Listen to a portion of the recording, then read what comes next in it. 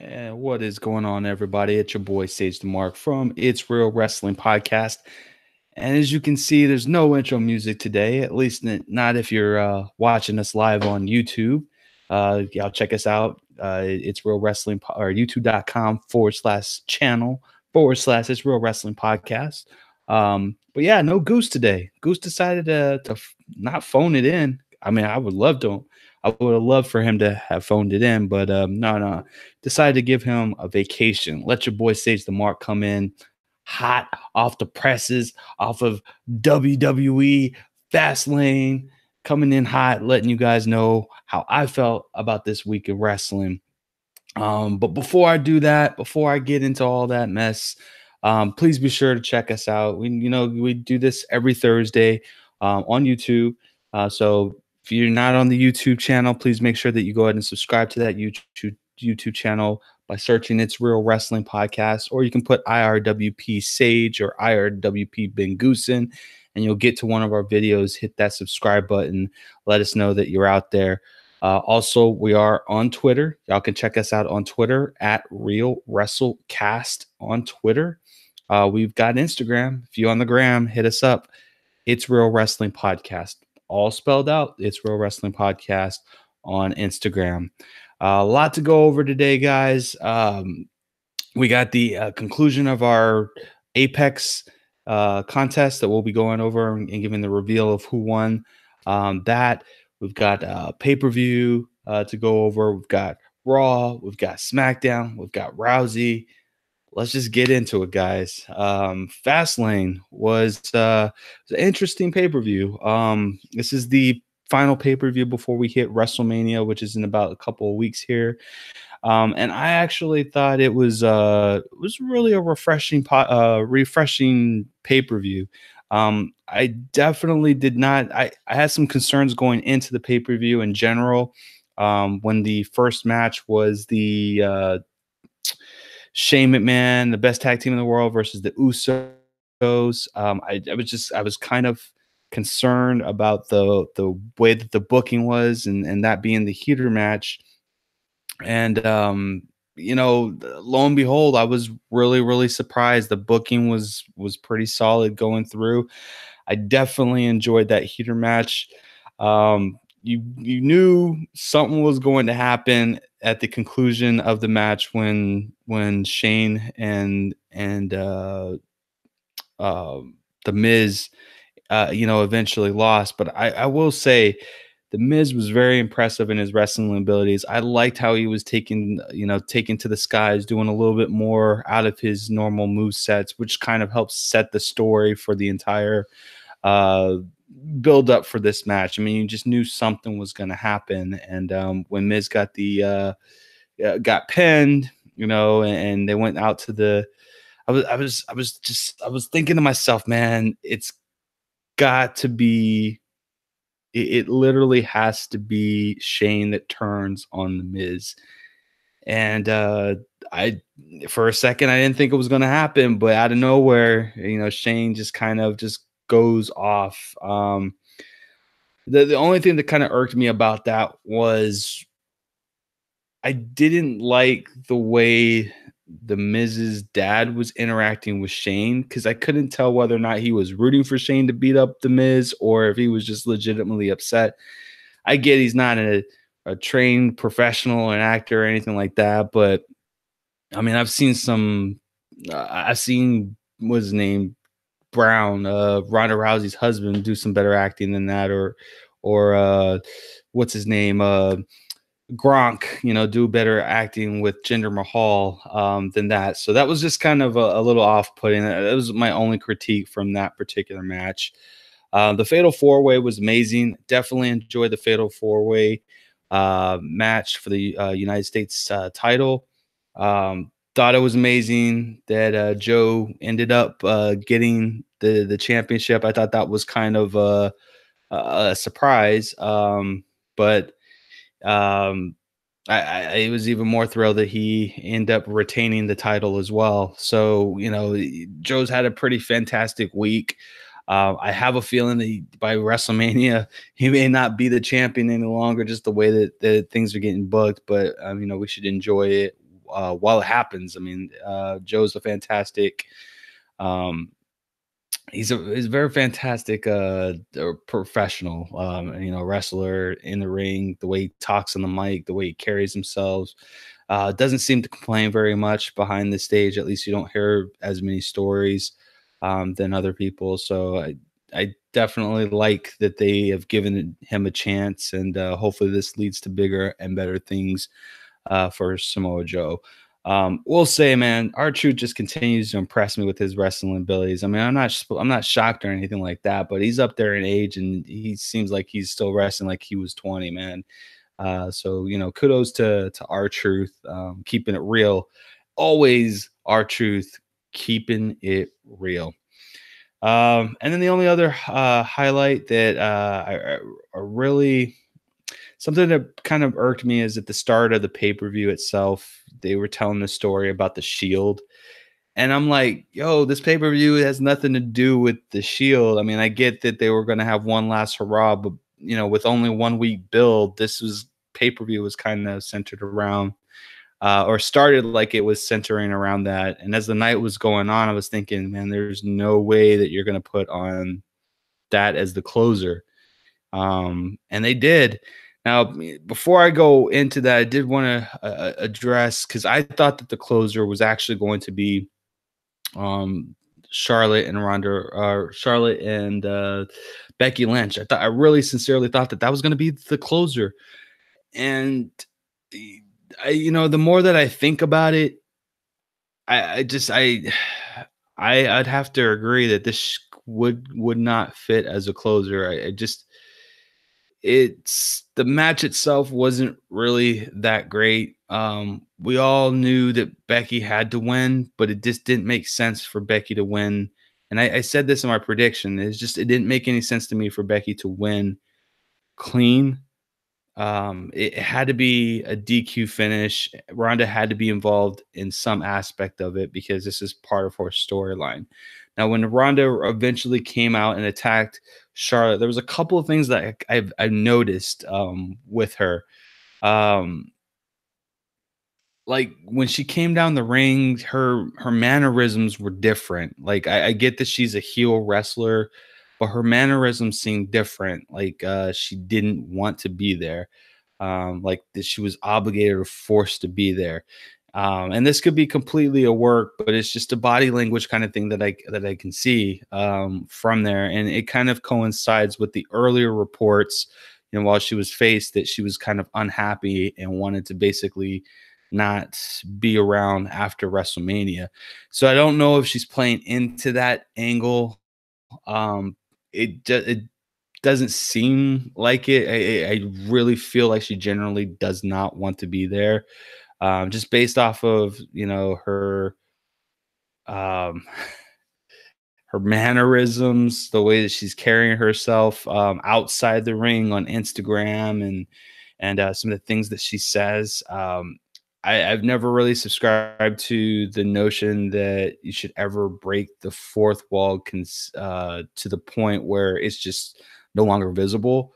At the end of our last podcast, I had broke it to Goose that, hey man, this is what Ronda said, and I played the audio for him, and it's not something that you would normally, like, I wouldn't entrust that to her to do, especially with her other horsewomen actually wrestling, and they don't actually go through that.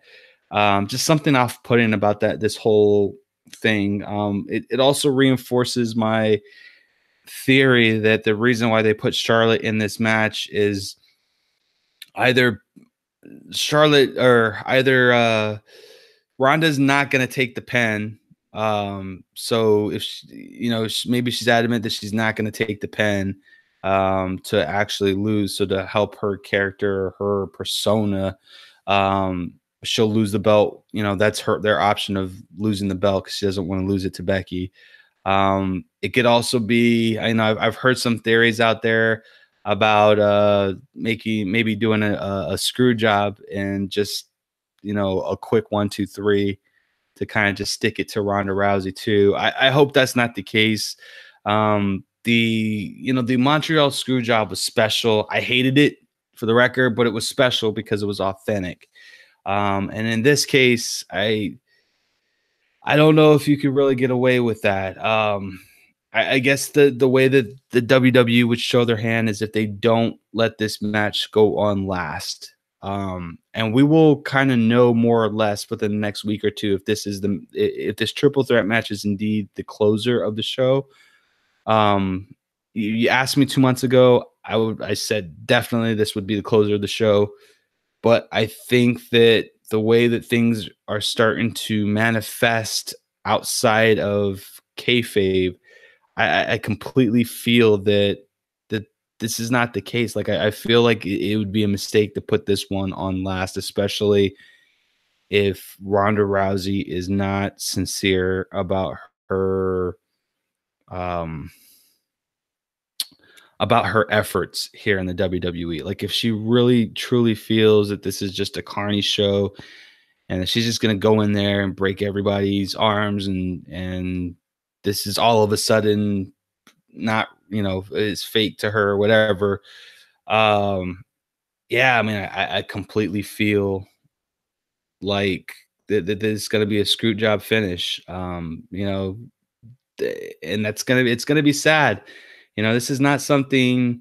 Ronda's got a bad persona as it is, and to do this to her, regardless if you feel like she deserves this or not, I think it's a travesty. I would much rather them just cut their ties and just put on a real good wrestling match than to put on a half-ass one where one of the third of the party just doesn't give a damn. So, that's my 2 cents. I don't want to harp on it too much, but it's just something that I've noticed in the upcoming weeks, and I I think that I don't think her longevity in the company is going to be there, which is unfortunate because I've enjoyed her run. Um, I really have. I've really enjoyed her run in the WWE thus far. I think that her depth could be even more once she drops the title, but it's clear as day that, in my eyes, that they're not going to do that. So, with that being said, the closer of the match was the Shield match. I didn't. I had low expectations for this match. Really, really low expectations. I felt like the Shield was going to win, and they did. But this was a really, really good match. Didn't really see too many botches at all. So that's pretty good. Roman didn't have any noticeable ring rust that I could see. Although I am a little concerned that maybe there's something that is going on that with Monday Night Raw, how that ended so abruptly. So we'll kind of see with that. God willing, if he's all healthy, I think that him and Drew McIntyre will have a program at WrestleMania, which I think will be awesome. So it's good to see the Shield do their thing. I'm still not quite sold on Dean Ambrose really leaving, but it might just happen, guys. Maybe he wants to get into acting, or maybe he just wants to do his own thing away from wrestling. I don't know. I'm still in the camp that this is a work, but I could be completely wrong. But we'll see. He's only got a few more weeks left in his contract, so we'll kind of see with that. So, but going from there, Monday Night Raw, not too bad for not Monday Night Raw. I as you guys already know, your boy Sage the Mark only watches it on Hulu, so a lot of the stuff that I am missing is not of a lack of interest. It's more so that they just didn't show it, and that was that. A lot of tag team matches. I'm okay with tag team matches just as long as they're entertaining and fun. And they seem to be. I don't know what they're going to be doing with the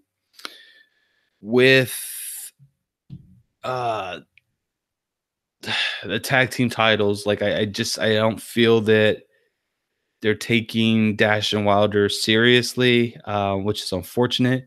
I feel like they're about to be fed to somebody. I don't know exactly who, but they're going to be fed to somebody at WrestleMania. And that's unfortunate because they're a damn good tag team. And it's just going to be kind of insane to see them not win. But the tag team match was pretty amazing and probably one of the best matches of the night. I definitely love the exchanges between Chad Gable and everyone who he got his hands on. Chad's a phenomenal athlete. I just don't like that they're like he's got tons of charisma and like the gimmicks that they're putting him in is just kind of terrible. Like they feel like they're setting this kid up for failure, and I don't like it. I don't want him to become a jobber because I feel like he's more than that. I think that if you put him in the mid card role as a serious push, he can go a long ways. But right now, him pairing it up with Bobby Roode is just not doing anything for me whatsoever.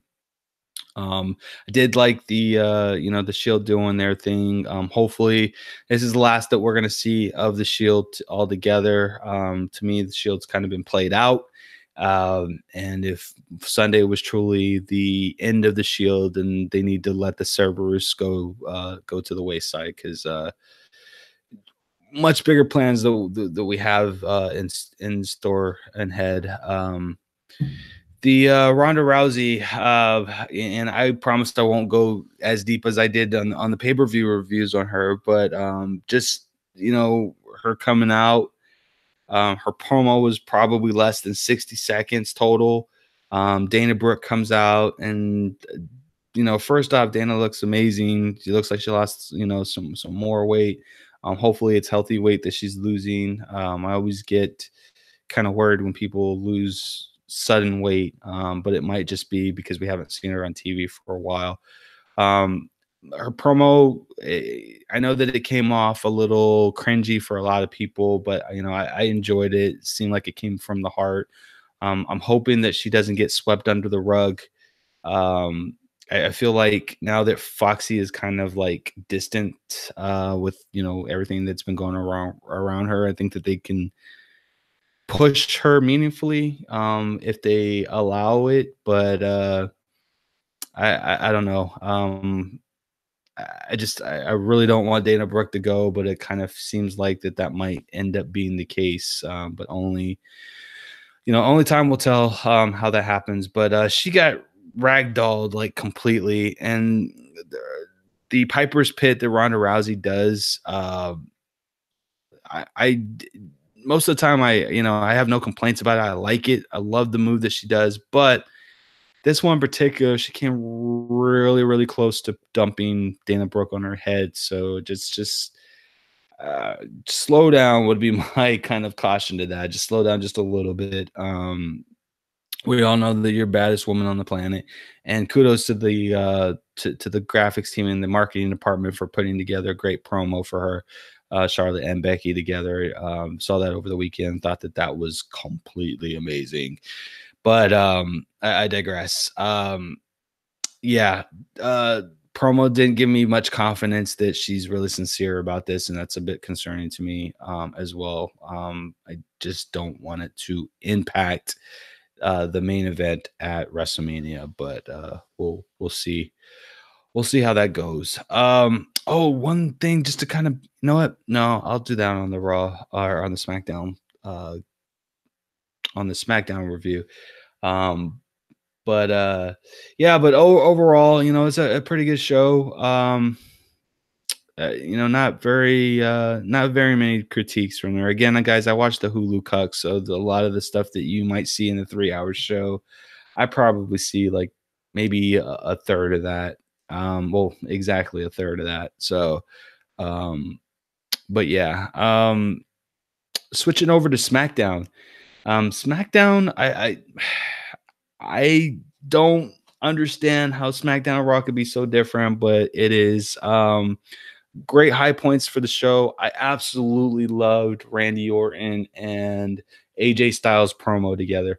I like how Randy Orton's kind of going back to the well about the indie stars, because he's always gotten flack about talking about the indie stars, and I loved it. I loved how they were going back and forth with it. I loved how he called him out for the bingo halls and ripping off using the too sweet, and then also giving shout outs to Dixie Carter. Thought that was pretty cool as well. And then AJ, coming back, saying that he wouldn't have made, that Orton wouldn't have made it in the bingo halls, kind of reminiscent of his promo to John Cena during the WrestleMania run, or Royal Rumble run, I should say, that he wouldn't make it. I like that piece of it. I also enjoyed the fact that he said that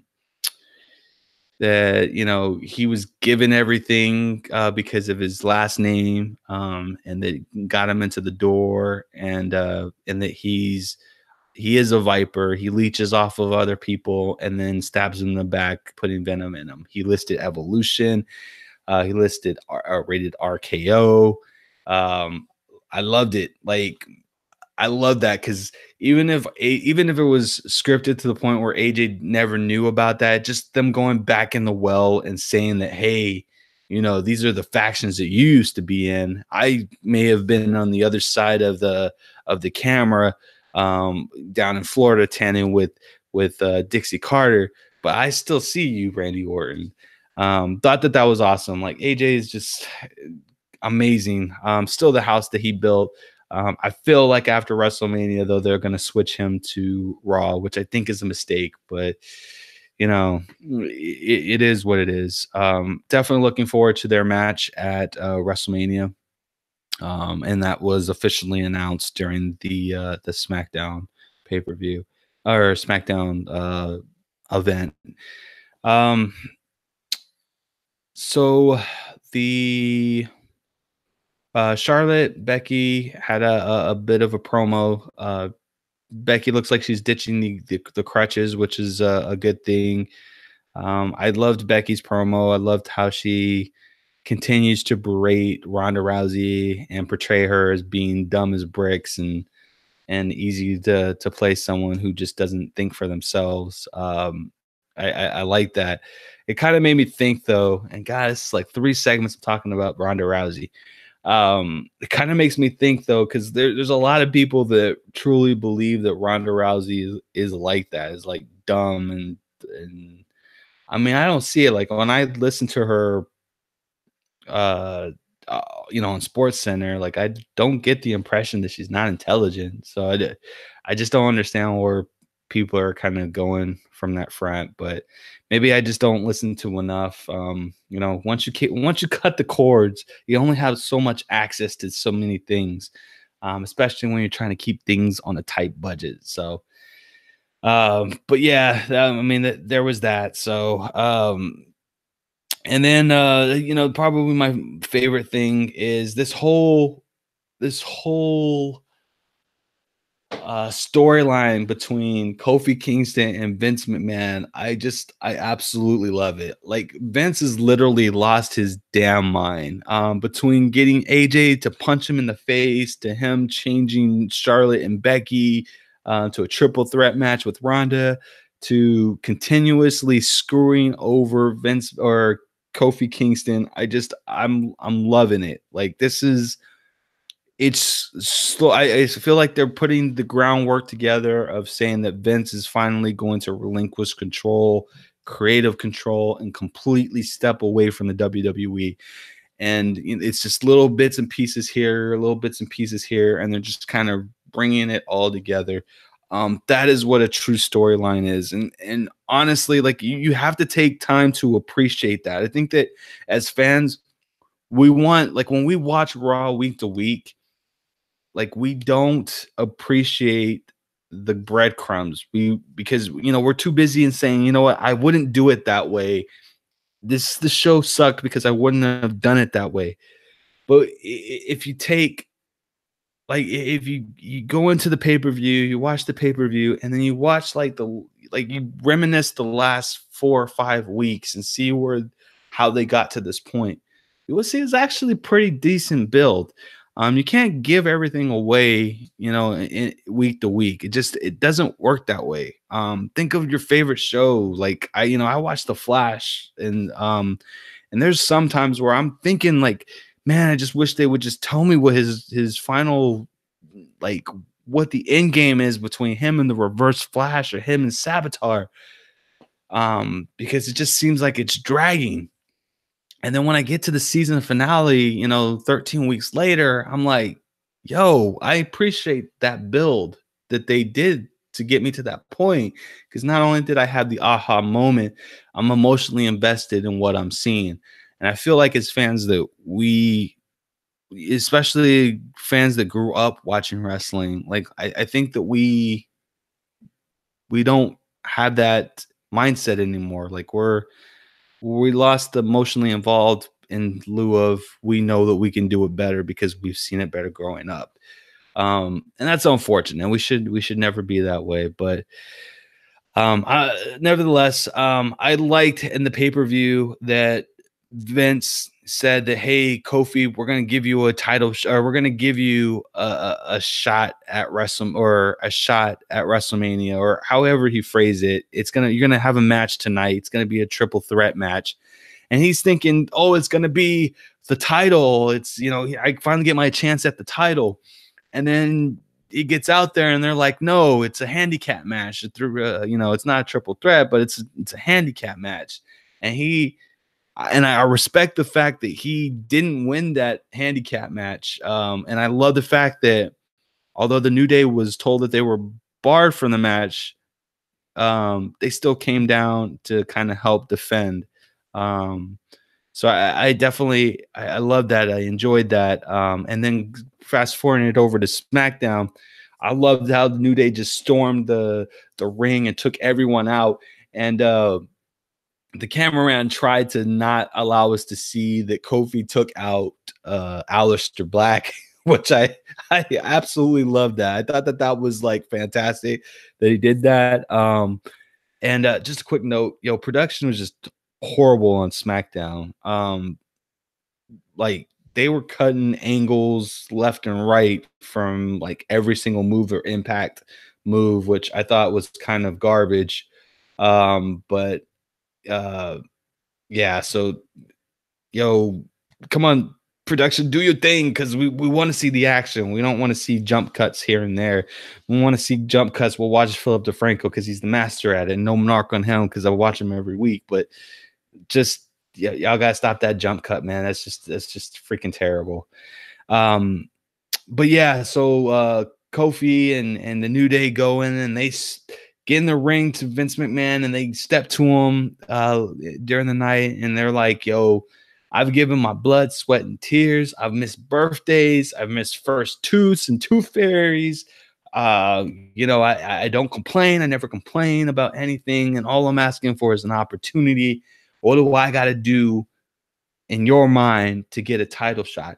So I'm loving this. I'm loving the fact that Vince McMahon is making him work for it. It also kind of plays into the notion that Vince McMahon doesn't like black people, because there's always been that stigma attached to him that he always puts everyone down who's not who's African American, like Ahmed Johnson and to some degree The Rock, and it's just that's just always been that stigma on Ahmed or Papa Shango, Farouk, Mark Henry. Mark Henry never getting the WWE title shot. It plays into that stigma, and I can respect that. Like these are kind of things that I definitely enjoy with Vince McMahon, the character.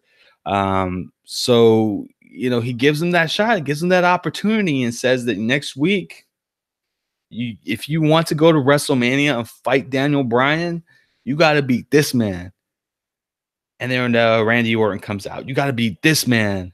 And then Samoa Joe comes out. And then you got to beat this man. And he just kept coming there. And we know it's a gauntlet match coming out. And I can respect that. Like, I like that. And I'm hoping, and I know this is going to sound terrible, but I'm hoping that after he beats them, that Vince McMahon still says, no, you're not getting a shot until if you can beat Daniel Bryan on a one-on-one non-title match the following week leading up to WrestleMania, then you can have a shot at the title. I'm hoping that happens, but either way, if he gets the shot awarded to him next week after he goes through the gauntlet or the week after, I think that what they're doing with Kofi is amazing. The ability for them to switch their WrestleMania event to something that just struck lightning with the fans, I think is just completely amazing. I love the fact that this was not what was planned for Kofi Kingston 6 months ago. And we are just now getting it. And I love it. And even if he loses it the next night to Daniel Bryan, because I still think that the end game for Daniel Bryan is a face Miz. But even if we don't get there, like right away, like I think what they're doing with Kofi is fantastic. And I cannot wait to see how this ends. You know, we've only got a couple more weeks to go. Yeah, I mean, we've only got a couple more weeks to go, but I think that it's going to be a pretty fantastic build to WrestleMania. So, with that being said, let's take a little break, guys. Let's take a little break. Let's do this. As you guys may know, because there's another hot topic that I want to talk about, but before we get into that. We were running a contest. If you didn't know, we were running a contest for the last 3-4 weeks for Apex Legends. Contest basically said that we're gonna give away some coins. We had some stretch goals that unfortunately we didn't make, which I would have loved if we had made that, because we would have given away like 11,000 coins, but that's not indeed the case. But we are going to give away some coins for Apex Legends. And we appreciate everyone who's participated in this contest. We really sincerely appreciate helping us grow and getting the word out. We love being able to give back to our community. It's a great thing. It's a great thing to be able to give back to our community. So thank you so much. So I'm going to go ahead and pick a winner. And thank you everyone again for who participated. So let's go ahead and do this without further ado. Let's find out who the winner is. All right. So congratulations to Lionheart 12. We appreciate you, Lionheart 12. You are the recipient and winner of our contest for Apex Legends. We'll be in touch with you, my friend. Thank you again so much. Next week, Goose will be here, and then the week after will be our go-home show. We'll go ahead and announce another contest, hopefully. So you guys, please stay tuned. Again, y'all keeping it real for us. So we definitely appreciate it. Okay, so with that out of the way, one other thing that I wanted to kind of mention that it's been kind of absent specifically on SmackDown is these women's tag team titles. I don't know what's going on. My notion was that this title was going to be defended or at least make an appearance on all the brands. And I have yet to see it since its inception, it make an appearance on SmackDown. And that's a travesty. I appreciate the Iconics calling it out and saying that, hey, it hasn't been there. But WWE's got to do better. We have definitely got to see this title on SmackDown, on NXT, and on Raw on a consistent basis. This Twitter talk between them and NXT UK is all nice and dandy, but I would rather it make it a TV appearance on a show that I watch weekly than a show that I watch once every 3 weeks. I'm just saying. It's no knock on UK, because I love UK wrestling, but SmackDown is primarily what I watch, and it would just be nice to see that. Heck, even if I made an appearance on 205 Live, even where there's no women on there, I'd be more appreciative of that than them not showing it up on SmackDown. So we need to do better, guys. We need to do better.